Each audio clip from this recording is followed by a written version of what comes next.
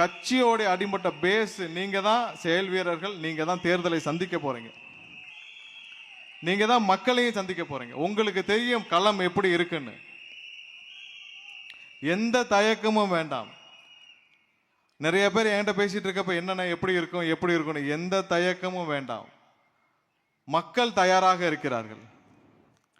சமீபத்தில் ஒருத்தர் பேசிட்டு இருந்தாரு. அப்ப என்கிட்ட கேட்டாரு, எவ்வளவுங்க நீங்க ஓட்டு வாங்குவீங்கன்னு. நான் அவர்கிட்டயே திரும்ப கேட்டேன், எத்தனை ஓட்டு எங்களுக்கு இருக்கும் என்று நீங்கள் நினைக்கிறீர்கள் என்று. அவர் சொன்னாரு, வீட்டுக்கு ஒரு ஓட்டு இருக்கும்னு. சரி, எத்தனை ரேஷன் கார்டு இருக்கு தமிழகத்தில்?